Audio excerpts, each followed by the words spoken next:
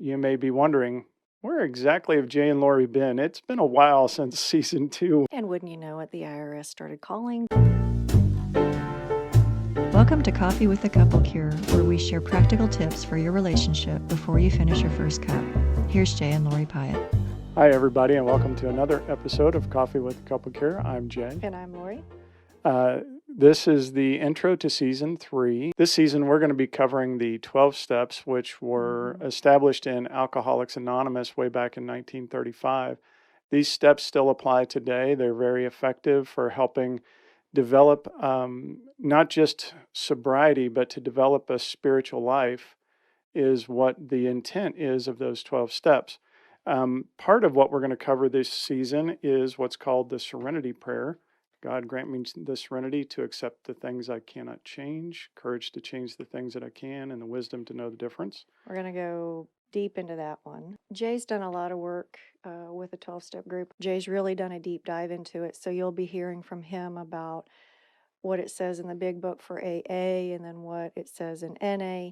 Not that he's an alcoholic or a narcotics addict, but those are just the ones that have really spoken to him as far as 12 steps for sobriety for his particular addiction. Also this season, once we get done with the 12 steps, we'll dig in deeper to different aspects of how that 12 steps apply, what to be looking for, that kind of thing. And while Jay's covering those things, I will be covering how the 12 steps differ from recovering after betrayal, because they are two different things. The 12 steps typically take the codependent model, which means everybody focuses on their own stuff.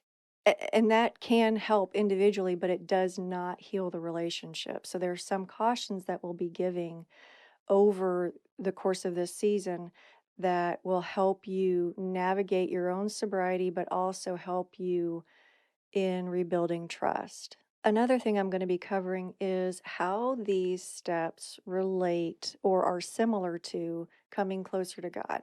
For those of you that have been through trauma, one of the things we want to be sensitive of is the fact that sometimes seeing couples interact in a certain way or hearing certain things can trigger you, can cause you to feel pain that we really don't want to cause. So in order to be sensitive, one of the things we put on our episodes, we put a capital S at the end of it so that you know that it's safe for those people with trauma. Right. So be looking for a capital S on the end of the episode number, and that will let you know there's less of a possibility that you'll be triggered.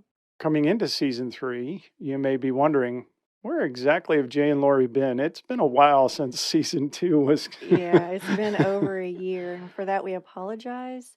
Yeah. But this episode will help you get caught up, and stay toward the end because we have something special, a behind-the-scenes look into our life, at least one couple of hours snippet into our life. Now, one thing we might be doing is taking a mid-season break because we have a summit coming up. It's just me and Jay working here, and sometimes it's just difficult to do all of it. So we might be taking a mid-season break. So we appreciate your patience there. Yeah.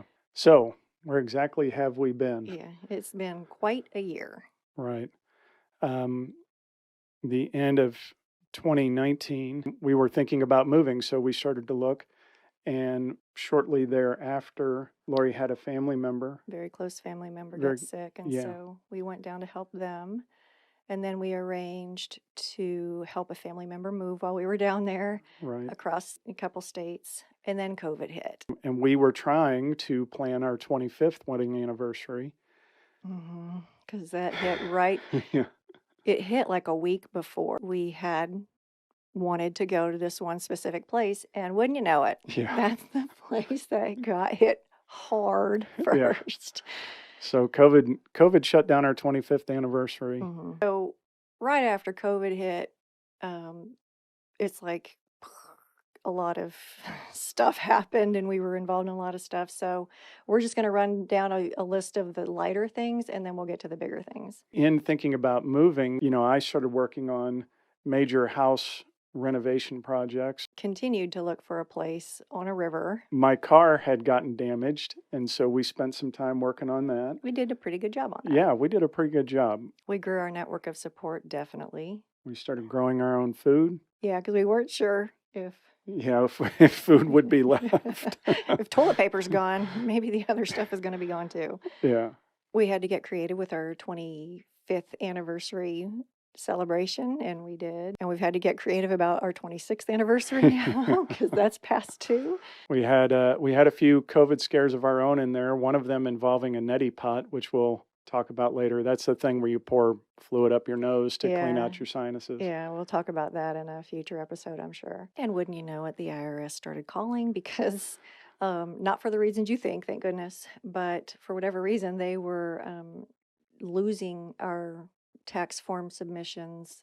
Um, and so we're still trying to get that figured out. But it's funny how they come calling and they're like, we haven't received this quarter's submissions yet. And then we tell them we have a certified letter or a certified little card that says it was received at that facility on this day at this time. And then they start scaling back, going, well, COVID really kind of put us behind the gun and we're short staffed. And, please be understanding. Whereas first they're like, you need Yeah. to Yeah. cough it up. And then and like, oh well, yeah, Yeah. we've been tied up. So Yeah, the IRS has been very understanding. So any government agents watching, please don't audit us. Thank you.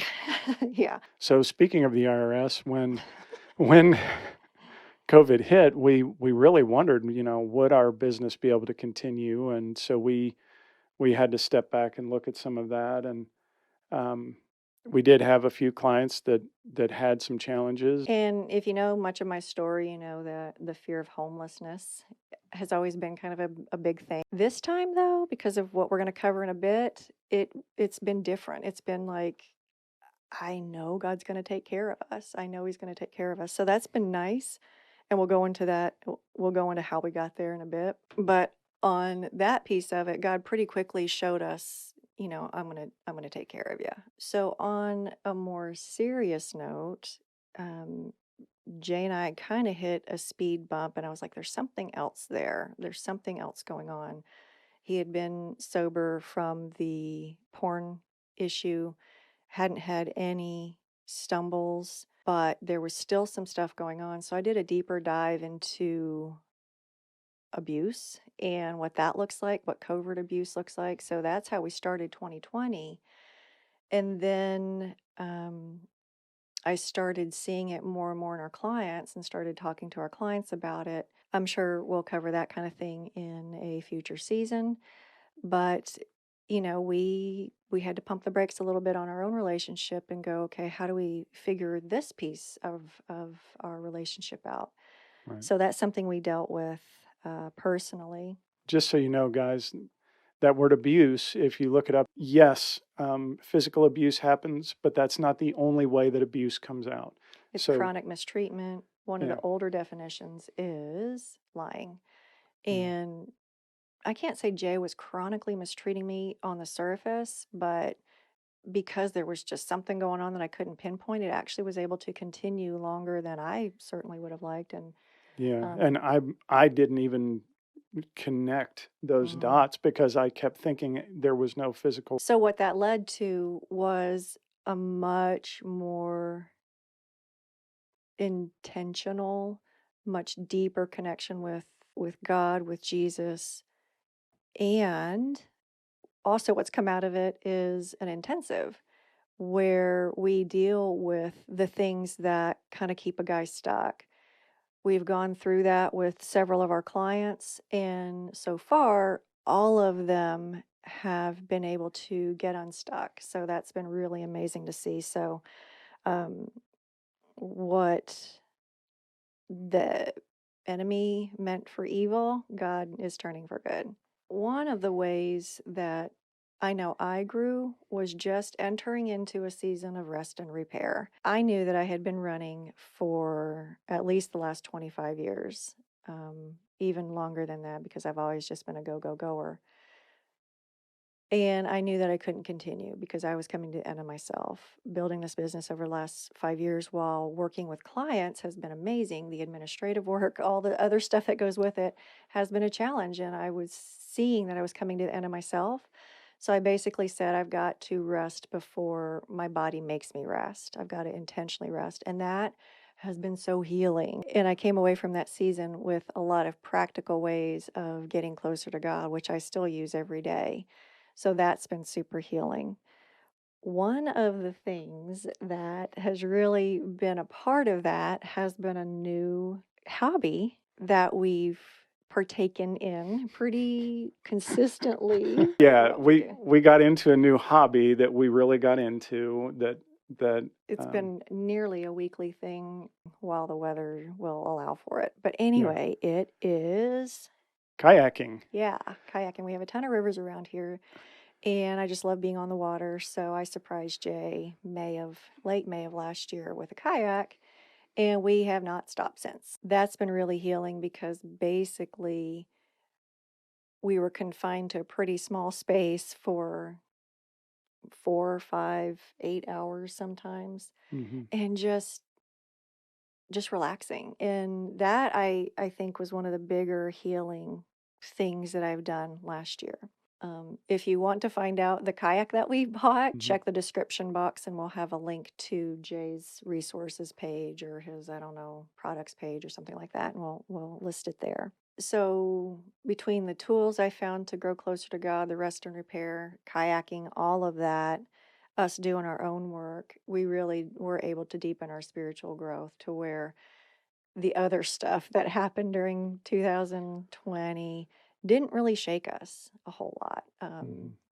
We took it all in stride, even the IRS calling. For me to be able to weather just that and everything else and continue to meet with clients and serve them well, I think shows me that I have done some more healing in my Right. own life. Another serious situation we faced over and over again throughout the year was just the illnesses of friends and family members. We've had 12 family members be pretty ill.